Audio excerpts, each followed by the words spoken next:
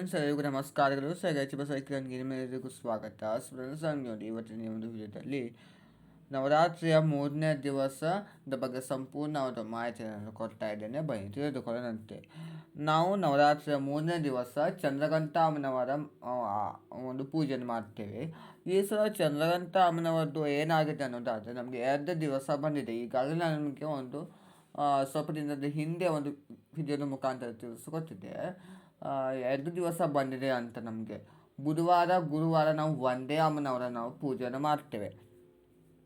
So ಇದರ ಒಂದು ರಂಗೋಲಿ ಹಾಗೆಯೇ ಒಂದು ಪ್ರಸಾದ ಮತ್ತು ಬಟ್ಟೆ, ಅಂದರೆ ಯಾವ ಬಣ್ಣದ ಬಟ್ಟೆ, ಹಾಗೆಯೇ ಒಂದು ಹೂವುಗಳ ಬಗ್ಗೆ ಸಹ ತಿಳಿಸ್ಕೊಡ್ತಾ ಇದ್ದೇನೆ. ಬನ್ನಿ ತಿಳಿದುಕೊಳ್ಳೋಣಂತೆ.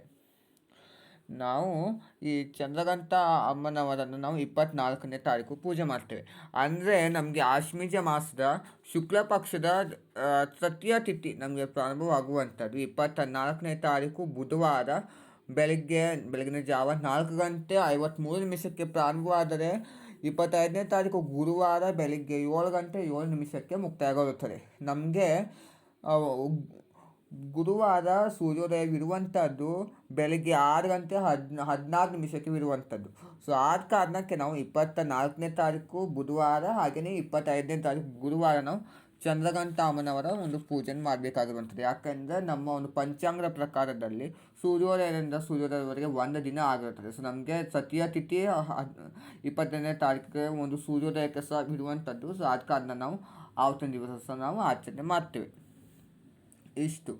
ಹಾಗೆ ಈ ಅಮ್ಮನವರ ಒಂದು ಎಷ್ಟು ಕೈಗಳು ಅನ್ನೋದಾದರೆ 8 ಕೈಗಳು ಆಗಿರುತ್ತದೆ.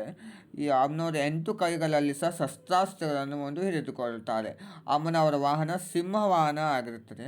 ಈ ಅಮ್ಮನವರನ್ನು ನಾವು ಯಾವ ಕಾರಣಕ್ಕೆ ಪೂಜೆ ಮಾಡಬೇಕು ಅನ್ನೋದಾದರೆ ಸಮೃದ್ಧಿ, ಹಾಗೆಯೇ ಒಂದು ಅನ್ನದ ಕೊರತೆ ಮನೆಯಿಂದ ತೊಲಗಲಿಕ್ಕೆ, ಹಾಗೆಯೇ ಆತ್ಮವಿಶ್ವಾಸ, ಹಾಗೆಯೇ ನಮ್ಮ ಮನೆಯಲ್ಲಿ ಒಂದು ನಕಾರಾತ್ಮಕ ಶಕ್ತಿಯನ್ನು ತೊಲಗಿ ಸಕಾರಾತ್ಮಕ ಶಕ್ತಿಯನ್ನು ಕೊಡಲಿಕ್ಕೆ, ಮತ್ತು ಶಾಂತಿ ಒಂದು ಬೆಳೆಸಲಿಕ್ಕೆ, ಹಾಗೆಯೇ ಮತ್ತಷ್ಟು ಒಂದು ತುಂಬ ರೀತಿಯ ಒಂದು ಫಲಗಳಿಗೆ ನಾವು ಈ ಅಮ್ಮನವರನ್ನು ನಾವು ಪೂಜೆಯನ್ನು ಮಾಡ್ತೇವೆ.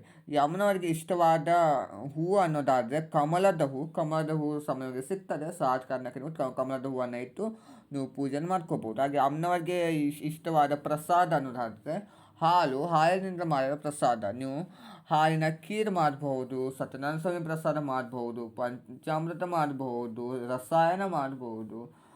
ನಿಮಗೆ ಏನಾಗ್ತದೋ ಆ ರೀತಿಯ ಒಂದು ಪ್ರಸಾದಗಳನ್ನು ಸೇರಿತ ಮಾಡಿಕೊಂಡು ನೀವು ಪೂಜೆನ ಮಾಡ್ಬೋದು. ಏನೂ ಸಹ ಆಗಿಲ್ಲ ಅನ್ನೋದಾದರೆ ಹಾಲಿಗೆ ಒಂದು ಬೆಲ್ಲ ಅಥವಾ ಕೆಂಪು ಸಕ್ಕರೆಯನ್ನು ಹಾಕ್ಕೊಂಡು ನೀವು ಪ್ರಸಾದ ರೂಪವಾಗಿದ್ದು ಸರಳವಾಗಿ ನೀವು ಪೂಜೆ ಮಾಡ್ಕೋಬಹುದು, ತೊಂದರೆಯಿಲ್ಲ.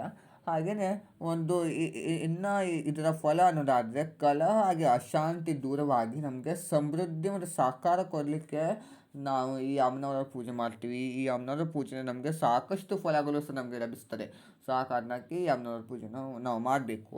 ಪೂಜೆ ಮಾಡುವಂಥ ಒಂದು ಶುಭ ಸಮಯ ಅನ್ನೋದಾದರೆ ಬ್ರಾಹ್ಮಿ ಮುಹೂರ್ತ ಬೆಳಿಗ್ಗೆ, ನಾನು ಈಗ 24ನೇ ತಾರೀಕಿನ ಬಗ್ಗೆ ಒಂದು ತಿಳಿಸ್ಕೊಡ್ತಾ ಇದ್ದೇನೆ. ನಾಳಿದ್ದು ಒಂದು ಪೂಜಾ ಮುಹೂರ್ತ ಬೆಳಿಗ್ಗೆ ಅಂದರೆ ಬ್ರಾಹ್ಮಿ ಮುಹೂರ್ತ 4:34 5:21 ಆ ಸಮಯದಲ್ಲಿ ಪೂಜೆ ಮಾಡ್ಕೋಬಹುದು. ಇಲ್ಲವಾದರೆ ಪ್ರಾತಃ ಸಂಧ್ಯಾ ಕಾಲ 6:09 7:45 ಆ ಸಮಯದಲ್ಲಿ ಪೂಜೆ ಮಾಡ್ಕೋಬಹುದು. ಅದನ್ನು ಬಿಟ್ಟಿದ್ದರೆ ಅಮೃತ ಕಾಲ ಬೆಳಿಗ್ಗೆ 9:11 10:57 ಇರ್ತದೆ. ಅಷ್ಟರೊಳಗೆ ನೀವು ಪೂಜೆಯನ್ನು ಮಾಡ್ಕೋಬಹುದು.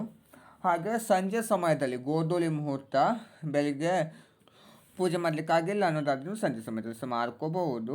5:04 6:38 ಇಷ್ಟು ಸಮಯದ ಒಂದು 20 ನಿಮಿಷ ಇರ್ತದೆ ನಮ್ಗೆ ಸಮಯ. ಸೊ ಆ ಸಮಯದಲ್ಲಿ ಪೂಜೆ ಮಾಡ್ಕೋಬೋದು. ನಂತರ ಕುಂಭಲಗ್ನ 8:04 9:33 ರಾತ್ರಿ ಸಮಯದಲ್ಲಿ, ಆ ರಾತ್ರಿ ಸಮಯದಲ್ಲಿ ಸಹ ನೀವು ಒಂದು ದೀಪಾರಾಧನೆ ಹಾಗೆಯೇ ಪುಸ್ತಕಗಳನ್ನು ಸಹ ಓದ್ಕೋದು ಮಂಗಳಾರತಿಯನ್ನು ಮಾಡಬಹುದು. ಇಷ್ಟು ನೀವು ಪೂಜೆ ಮಾಡಬೇಕಾಗಿರುವಂಥದ್ದು. ಅಮ್ಮನವರಿಗೆ ಇಷ್ಟವಾದ ಬಣ್ಣ ಅನ್ನೋದಾದರೆ ನಾವು ಬುಧವಾರ ಕರುನೀಲಿ ಬಣ್ಣನ ಹಾಕಬೇಕು. ಹಾಗೆಯೇ ಒಂದು ಗುರುವಾರ ನಾವು ಹಳದಿ ಬಣ್ಣದ ಬಟ್ಟೆಯನ್ನು ತೊಟ್ಟು ಪೂಜೆಯನ್ನು ಮಾಡಬೇಕು. ಅಮ್ಮನವರ ಒಂದು ರಂಗೋಲಿ ನೀವು ಈ ಥರ ಬರಿಬೇಕು. ರಂಗೋಲಿ 2 ದಿವಸ ಒಂದೇ ರಂಗೋಲಿ ಆಗಿರುವಂಥದ್ದು. ಬುಧವಾರ ಹಾಗೆ ಗುರುವಾರ ಇದು ಒಂದೇ ರಂಗೋಲಿನೂ ಹಾಕಬೇಕು. ಅದನ್ನು ಚೇಂಜ್ ಮಾಡಲು ಹೋಗಿ ನೀವು ಚೇಂಜ್ ಮಾಡ್ಕೊಂಡು ಮತ್ತೊಂದು ಸದಸ್ಯನೂ ಹಾಕ್ಬೋದು ಗುರುವಾರಕ್ಕೆ. ಬಣ್ಣ ನೀವು ಕರು ನೀಲಿ ಹಾಗೆಯೇ ಒಂದು ಹಳದಿ ಬಣ್ಣವನ್ನು ತುಂಬಿಸಿ ನೀವು ನೀವು ಈ ರಂಗೋಲಿಯನ್ನು ಅಲಂಕಾರ ಮಾಡಬಹುದು. ಹಾಗೆಯೇ ಒಂದು ದೀಪವನ್ನು ಸಹ ನೀವು ಹಚ್ಚಿರಬಹುದು. ಅದು ದೀಪ ಹಚ್ಚಿದ್ರೆ ತುಂಬ ಚೆನ್ನಾಗಿರ್ತದೆ. ನೀವು ನೋಡ್ತಾ ಇರ್ಬೋದು, ನಾನು ಕಾಮಾಕ್ಷಿ ದೀಪವನ್ನು ಹಚ್ಚಿಟ್ಟಿದ್ದೇನೆ ಮಧ್ಯದಲ್ಲಿ, ತುಂಬ ಚೆನ್ನಾಗಿ ಕಾಣಲಿ ಅಂತ. ನೋಡಿದ್ರೆ ಫ್ರೆಂಡ್ಸ್, ಇವತ್ತಿನ ಈ ಒಂದು ವಿಡಿಯೋದಲ್ಲಿ ನಾನು ನಿಮಗೆ ಈ ನವರಾತ್ರಿಯ 3ನೇ ದಿವಸ ಚಂದ್ರಗಂಟೆ ಅಮ್ಮನವರ ಬಗ್ಗೆ ಸಂಪೂರ್ಣವಾದ ಮಾಹಿತಿಯನ್ನು ಕೊಟ್ಟಿದ್ದೀನಿ. ಎಲ್ಲರಿಗೂ ಇಷ್ಟವಾಗಿದೆ ನಾನು ಭಾವಿಸಿದ್ದೀನಿ. ಇಷ್ಟವಾದ ಲೈಕ್ ಮಾಡಿ, ಶೇರ್ ಮಾಡಿ, ಕಮೆಂಟ್ ಮಾಡಿ, ಹಾಗೆಯೇ ಸಬ್ಸ್ಕ್ರೈಬ್ ಮಾಡ್ಕೊಳ್ಳಿ. ಈ ಅಮ್ಮನವರ ಒಂದು ತಲೆ ಮೇಲೆ, ನೆತ್ತಿಯ ಮೇಲೆ, ಮಸ್ತಕದ ಮೇಲೆ ಅರ್ಧ ಚಂದ್ರಾಕೃತಿ ಹಾಗೆಯೇ ಗಂಟೆಯ ಚಿತ್ರವಿರ್ತದೆ. ಸೊ ಆ ಕಾರಣಕ್ಕೆ ನಾವು ಅಮ್ಮನವರನ್ನ ಚಂದ್ರಗಂಟ ಅಂತ ಕರೆಯುತ್ತೇವೆ.